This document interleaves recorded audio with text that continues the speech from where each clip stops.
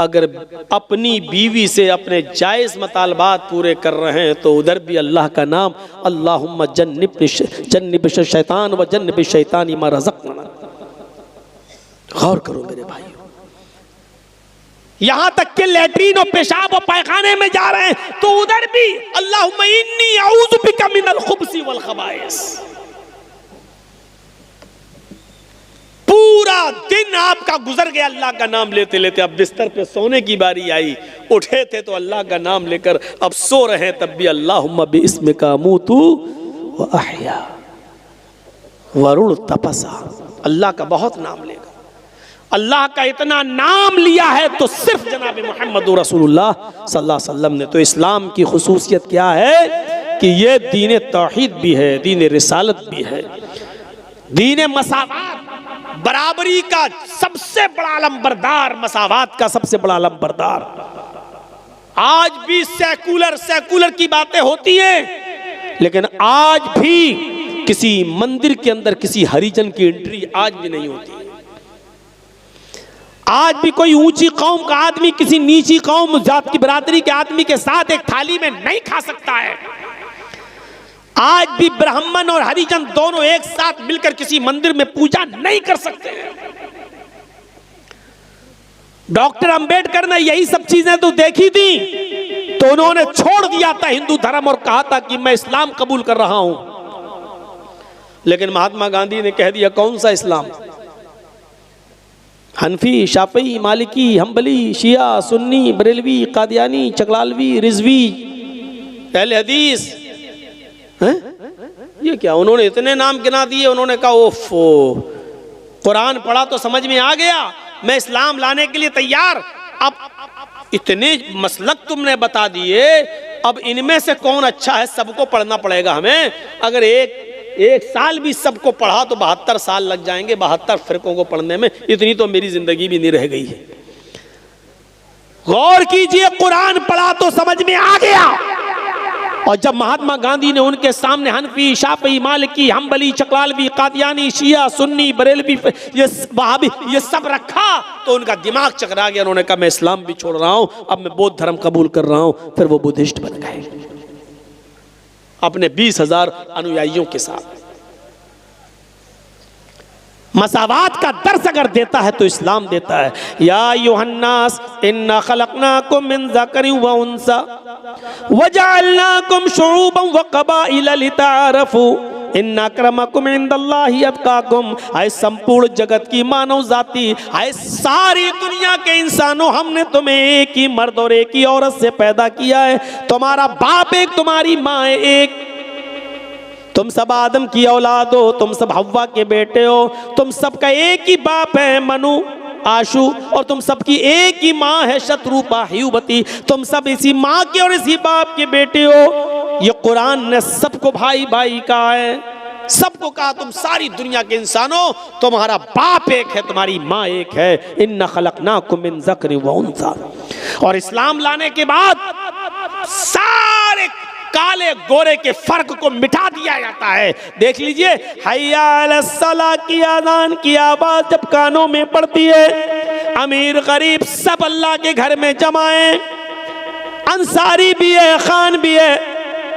मस्जिद के बाहर अपने आप को बड़ा कहना, छोटा कहना, तू बड़ा मैं बड़ा, तू छोटा मैं छोटा, ये मस्जिद के बाहर कहना। मेरे घर में आए हो तो सब बराबर हो, खान भी हो, अंसारी भी हो, तेली भी हो, सो भी जिस बिरादरी के मानने वाले हो, सब लोग मेरे घर में एक हैं। कदम से कदम सबको मिलाना है, टखने से टखना सबको मिलाना है, कांधे से कांधा सबको मिलाना है।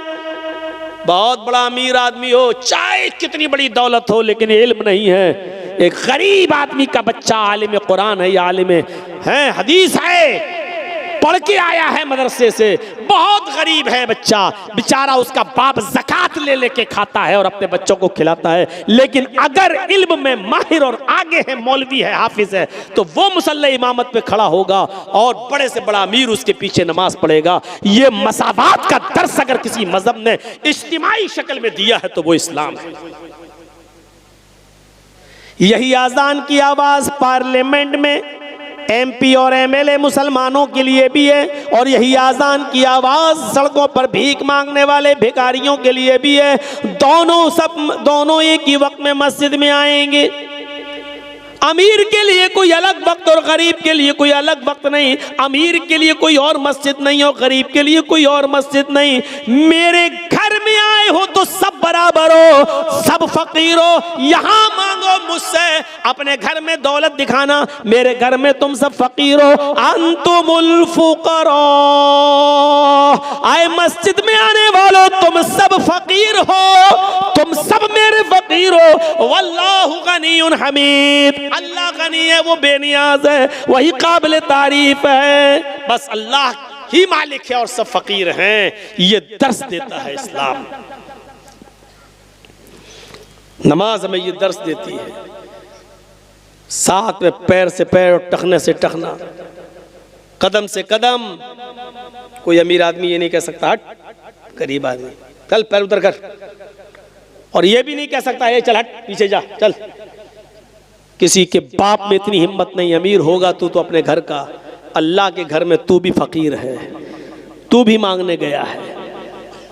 बड़े बड़े चौधरियों की और बड़े बड़े सरमायादारों की चौधराहट मस्जिद में आने के बाद सब फेल। क्यों? तुम सब फकीर मांगने ही तो आए हो। पूरी नमाज क्या दुआ ही तो है, पूरी नमाज क्या भीख ही तो है। आप अल्लाह से मांगी तो रहे हो, इहदिना सिरातल मुस्तकीम, अल्लाह हमको सीधा रास्ता दिखा। आप मांगी तो रहे हो, अल्लाहुम्मा ग़फ़िरली, अल्लाह मुझे बख्श दे, वरहमनी, मेरे ऊपर रहम फरमा, वहदनी, मुझे हिदायत दे, वआफ़िनी, मुझे आफियत दे, वरज़ुक़नी, और मुझे रिज़्क़ दे। अरे मांग ही तो रहे हो तुम अल्लाह से। पूरी नमाज तो भीख है, यानी आप अल्लाह से मांगने गए हैं। आप तो खुद साबित कर रहे हैं कि अल्लाह मालिक है और हम फकीर, और तुम किसी गरीब आदमी को भगाओगे। इसी मंजर को देखकर तो डॉक्टर अंबेडकर ने कहा था, ये देखिए अमीरी गरीबी के फर्क को मिटा दिया गया है, काले गोरे के फर्क को मिटा दिया गया है। यही तो इस्लाम है, यही तो दर्स दिया है मुहम्मद रसूलुल्लाह ने। इस्लाम यही दर्स। हजरत उमर फारूक पेशाब कर रहे हैं और उनका गुलाम कहता हुआ चीखता हुआ निकला, ये अमीरुल मोमिनीन, अमीरुल मोमिनीन, अमीरुल मोमिनीन। हजरत उमर फारूक को नहीं देख पाया वो। अब अमीरुल मोमिनीन पेशाब कर रहे, उनको गुस्सा आ रहा, कमीना अमीरुल मोमिनीन चिल्ला रहा, पता नहीं मैं पेशाब कर रहा हूँ, ऐसे कैसे उठ जाऊंगा। जब इस्तंजा करके फारिग हुए तो उसको जी देख नहीं रहे हो कि मैं पेशाब कर रहा था? अमीरुल मोमिनीन एक थप्पड़ दिया उसके गाल पर। हाँ बोलो क्या बात? उसने अपनी कुछ बात बताई और कहा ठीक है अच्छा चलो हो जाएगा। उसके बाद जब जाने लगे, हजरत उमर फारूक इधर मुड़े, वो इधर मुड़ा। उनका गुलाम कहने लगा, अमीरुल मोमिनीन आप मुझे जिस काम के लिए भेज रहे हैं मैं जा रहा हूं, लेकिन थोड़ी सी गुजारिश है। कहा जी बोलो।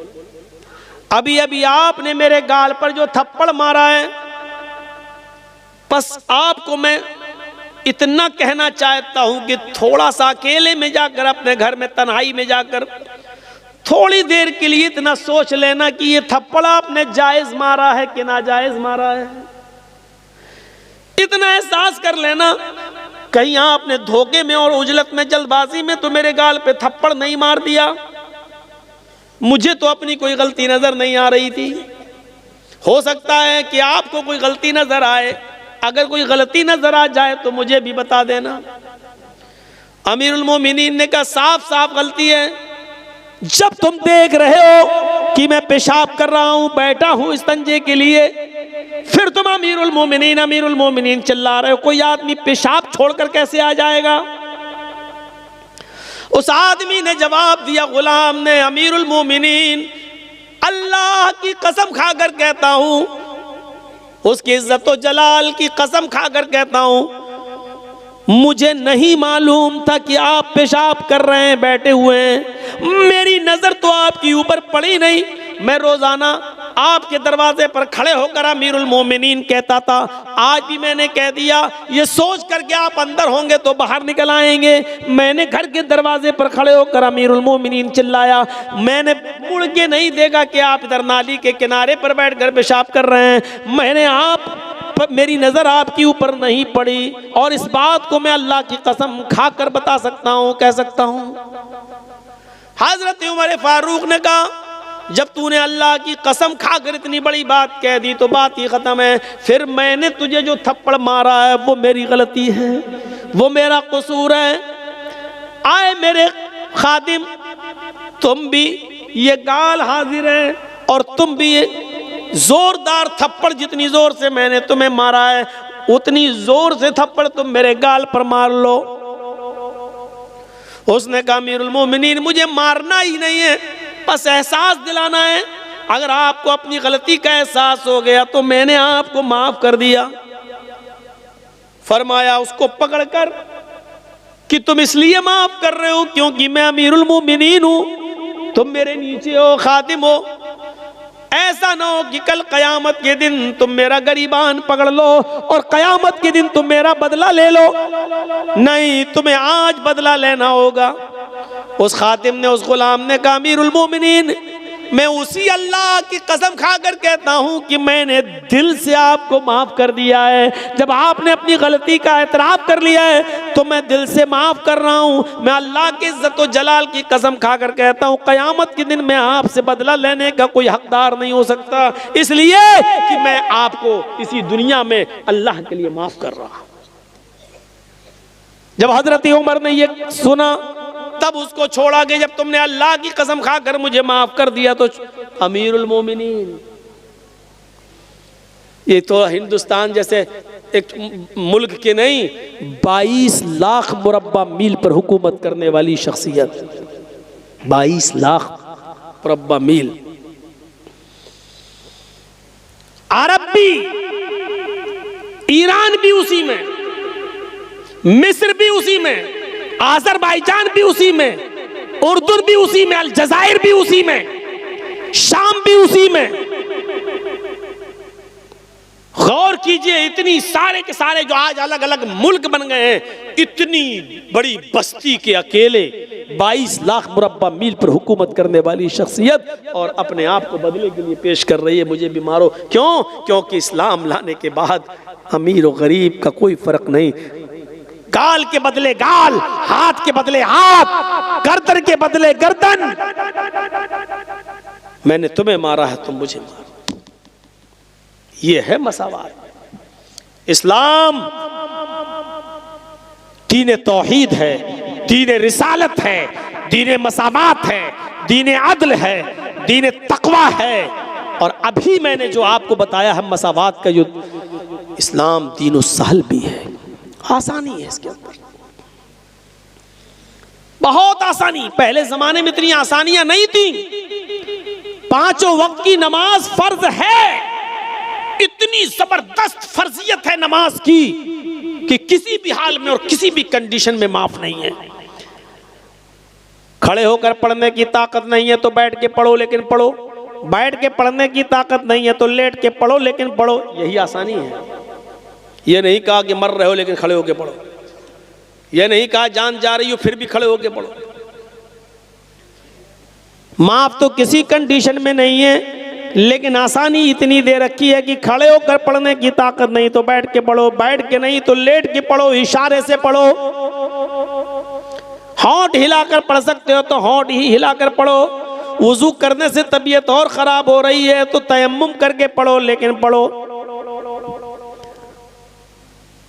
पेशाब की में नलकी पड़ी हुई है, पाइप पड़ा हुआ है, पेशाब की थैली लटकी हुई है, इस कंडीशन में भी आपको नमाज पढ़ना है। मुंह के होंठ हिलाकर पढ़ना है, जबान हिलाकर पढ़ना है, लेकिन पढ़ना है। आसानी कर दी। इस्लाम दीन एतिदाल, दीन मोतदिल है, इसके अंदर एतिदाल ही एतिदाल मिलेगा। ज़कात फर्ज है मुसलमानों हम सब के ऊपर, लेकिन जो साहिब इस्तिताअत न हो, यह नहीं कहा गया कि तुम अपना घर बेचो तब ज़कात दो। एतिदाल में ज़कात फर्ज है उन लोगों पर जो साहिब इस्तिताअत हो। हज फर्ज है हम सब के ऊपर, लेकिन जो इन इस्तिताअत इलैहि सबीला, जो वहां तक जाने की ताकत रखता हो। हज फर्ज है मुसलमान पर, लेकिन ये नहीं कहा गया कि अपनी दुकान बेचकर जाओ लेकिन जाओ, ये नहीं कहा गया अपना मकान बेचकर जाओ लेकिन जाओ। आसानी है इस्लाम के अंदर। पानी नहीं मिल रहा है तो तयम्मुम करके नमाज पढ़ लो, एतदाल है और सहूलत है इस्लाम के अंदर। मेरे भाइयों, इससे ज्यादा सहूलत और क्या होगी कि एक शख्स आया अल्लाह के रसूल के पास और कहने लगा हलक तो या रसूल अल्लाह, बुखारी के अल्फाज, अल्लाह के रसूल मैं तो हलाक हो गया, बर्बाद हो गया। आपने कहा क्यों, क्या हुआ? कहा अल्लाह के रसूल रोजे की हालत में बीवी से हम बिस्तरी कर ली। आपने कहा अच्छा, गलती तो हुई है तुमसे, लेकिन इस्लाम के अंदर रास्ता है, और वो रास्ता ये है कि इस एक रोजे को तो तुम्हें पूरा करना ही पड़ेगा बाद में। अब एक गुलाम आज़ाद करो। कहा अल्लाह के रसूल पूरी ज़िंदगी हमें ग़ुलामी करते हुए हो गई दूसरे की, हम कहाँ के ग़ुलाम आज़ाद कर पाएंगे। अल्लाह के नबी ने फरमाया तो दूसरा ऑप्शन भी है, अगर ग़ुलाम आज़ाद करने की ताकत नहीं है तो 60 रोज़े रखो मुसलसल, पे दर पे कंटिन्यू, शहरैनी मुतताबिऐन, कंटिन्यू रखना है, रेगुलर, पर पे दर पे, एक भी छूटना नहीं चाहिए बीच में। 60 रोज़े मुसलसल बिला किसी उज़्र और बिला किसी बीमारी के, एक भी रोज़ा आपने अगर छोड़ दिया तो अब तक जितने रखे वो सब बेकार। मसलन अगर आपने 50 रोज़े रखे, अब सोचा कि थोड़ा 2-4 दिन आराम कर लें, 10 ही तो रह गए हैं, और जहां आपने बिला किसी उज़्र के, बिला किसी बीमारी के एक रोज़ा भी छोड़ दिया वो 50 बेकार, फिर से रखो 1 से 60।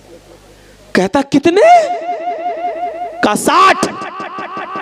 का अल्लाह के रसूल एक रोज़े का तो ये हाल है, बीवी से मिल बैठा, 60 रोज़े कहाँ से रख लूँगा, मेरे पास 60 रोज़े रखने की भी ताकत नहीं।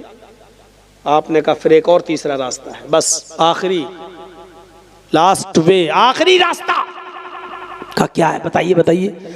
आपने फरमाया 60 मिस्कीनों को खाना खिलाओ। सोचने लगा। आपने कहा क्या सोच रहे हो?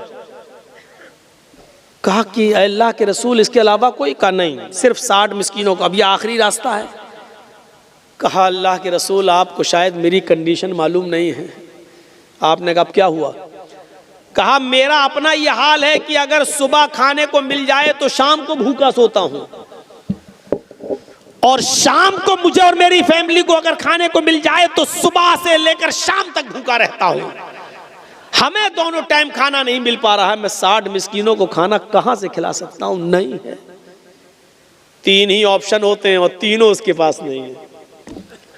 तो अल्लाह के रसूल ने कहा चलो रुको, मैं तुम्हारे लिए इंतज़ाम करवाता हूँ, कुछ तो करना पड़ेगा तुम्हें, ऐसे थोड़ी बीवी हलाल हो जाएगी तुम्हारे लिए।